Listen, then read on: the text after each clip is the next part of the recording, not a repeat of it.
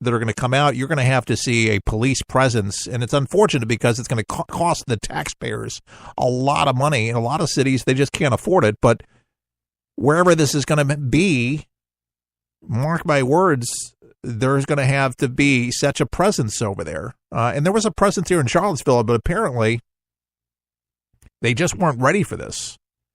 And these things can go south right away.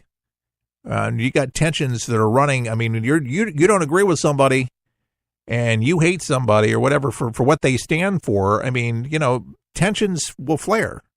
You're out in the heat of the day and you're upset with the things that you're hearing and you know that it's bigotry and you know it's hatred.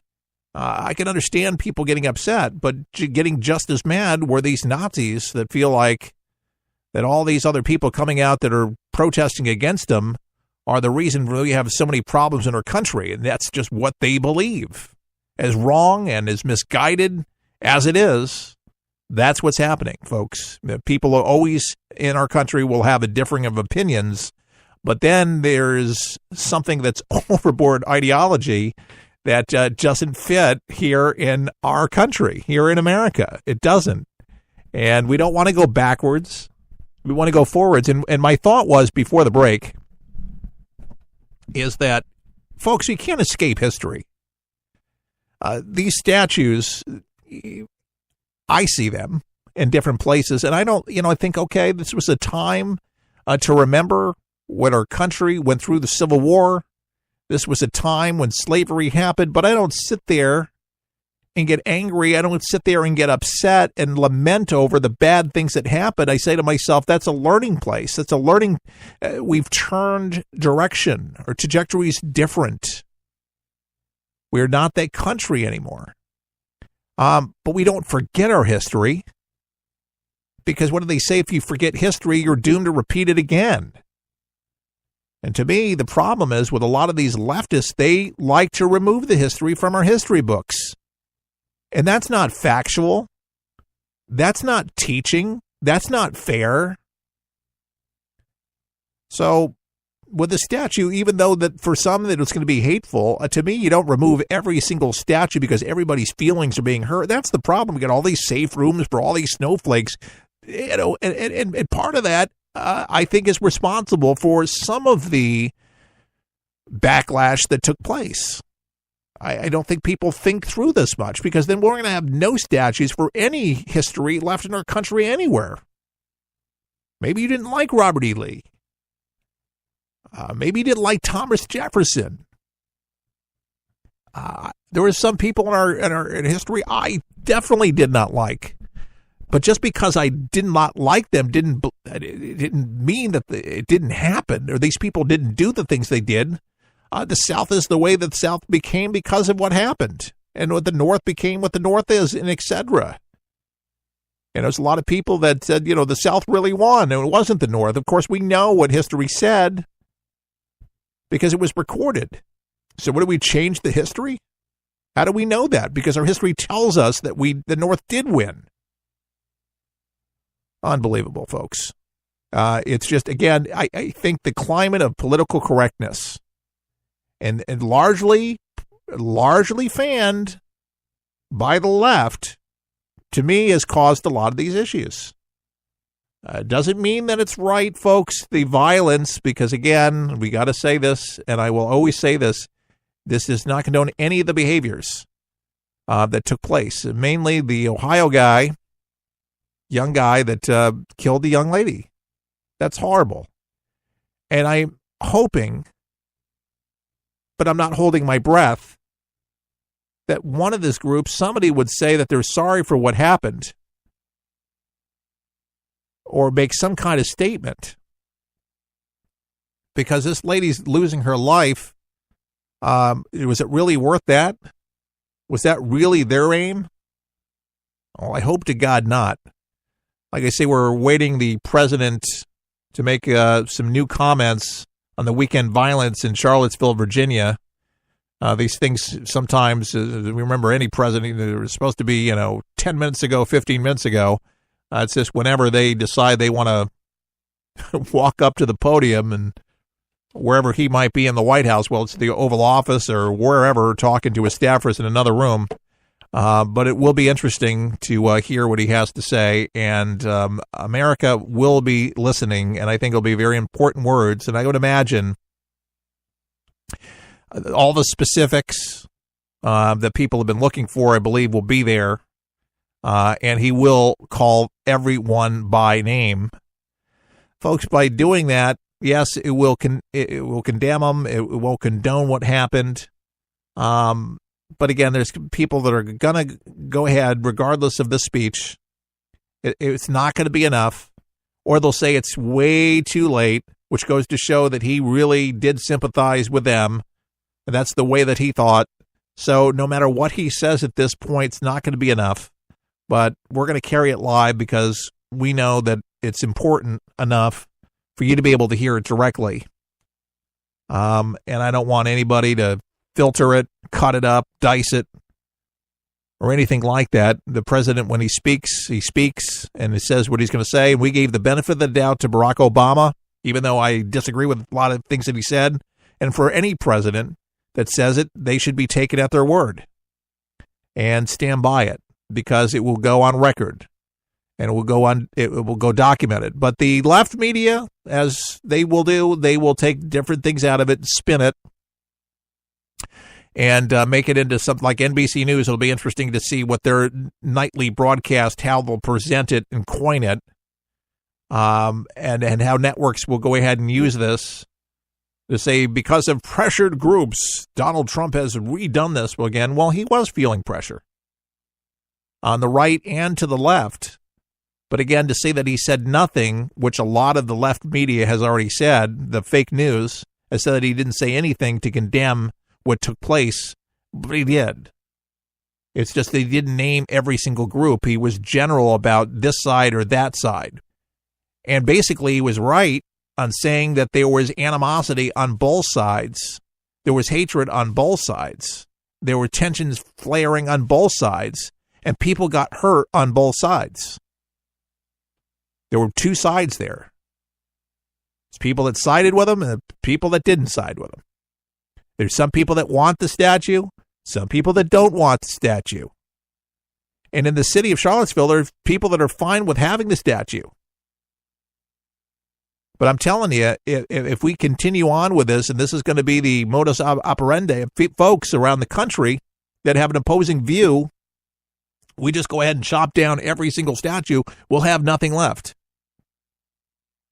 Folks, don't erase the history. Learn from the history so it doesn't repeat it again. And hopefully there's never a repeat again. But I think we have to be ready for it regardless. And there's going to have to be, to me, more of a presence and more of a crackdown on these hate groups, and obviously having to take responsibility for any violence that was incited. And, there's going to be a complete investigation going on. Jeff Sessions mentioned it over the weekend, that there's a all-out investigation to find out who's responsible, who incited the violence, who did what, and the dots will be connected so we can understand exactly what went wrong from the city, from those that participated there on the street. It's just a shame to see this thing get out of control, and this now dominates the news cycle. Again, it's so interesting over just one weekend how things can change that quickly, because we're not talking about North Korea, are we? We're not talking about anything but right now in our country, which this is relevant. Here's Donald Trump. Thank you. I'm in Washington today to meet with my economic team about trade policy and major tax cuts and reform. We are renegotiating trade deals and making them good for the American worker, and it's about time. Our economy is now strong. The stock market continues to hit record highs. Unemployment is at a 16-year low, and businesses are more optimistic than ever before. Companies are moving back to the United States and bringing many thousands of jobs with them. We have already created over 1 million jobs since I took office. We will be discussing economic issues in greater detail later this afternoon. But based on the events that took place over the weekend in Charlottesville, Virginia, I would like to provide the nation with an update on the ongoing federal response to the horrific attack and violence that was witnessed by everyone. I just met with FBI Director Christopher Wray and Attorney General Jeff Sessions. The Department of Justice has opened a civil rights investigation into the deadly car attack that killed one innocent American and wounded 20 others. To anyone who acted criminally in this weekend's racist violence, you will be held fully accountable. Justice will be delivered. As I said on Saturday, we condemn in the strongest possible terms this egregious display of hatred, bigotry, and violence. It has no place in America. And as I have said many times before, no matter the color of our skin, we all live under the same laws. We all salute the same great flag. And we are all made by the same Almighty God. We must love each other, show affection for each other, and unite together in condemnation of hatred, bigotry, and violence. We must rediscover the bonds of love and loyalty that bring us together as Americans. Racism is evil, and those who cause violence in its name are criminals and thugs, including the KKK, neo-Nazis, white supremacists, and other hate groups that are repugnant to everything we hold dear as Americans. We are a nation founded on the truth that all of us are created equal. We are equal in the eyes of our Creator. We are equal under the law, and we are equal under our Constitution. Those who spread violence in the name of bigotry strike at the very core of America. 2 days ago, a young American woman, Heather Heyer, was tragically killed. Her death fills us with grief, and we send her family our thoughts, our prayers, and our love. We also mourn the 2 Virginia state troopers who died in service to their community, their Commonwealth, and their country. Troopers Jay Cullen and Burt Bates exemplify the very best of America, and our hearts go out to their families, their friends, and every member of American law enforcement. These 3 fallen Americans embody the goodness and decency of our nation. In times such as these, America has always shown its true character, responding to hate with love, division with unity, and violence with an unwavering resolve for justice. As a candidate, I promise to restore law and order to our country, and our federal law enforcement agencies are following through on that pledge. We will spare no resource in fighting so that every American child can grow up free from violence and fear. We will defend and protect the sacred rights of all Americans, and we will work together so that every citizen in this blessed land is free to follow their dreams in their hearts and to express the love and joy in their souls. Thank you.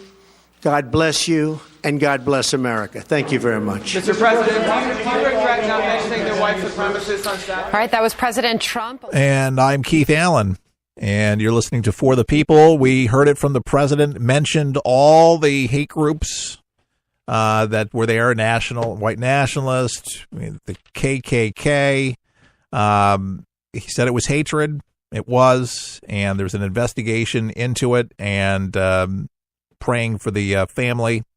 Sad folks that were here, but like I say, no matter what President Trump said today, for the leftist media, they're going to sit there and they're just going to hammer him here nonstop. But we'll be praying that something good comes out of this. I know it's a bad thing, but this is just the country we live in, folks. It's our America, and it's not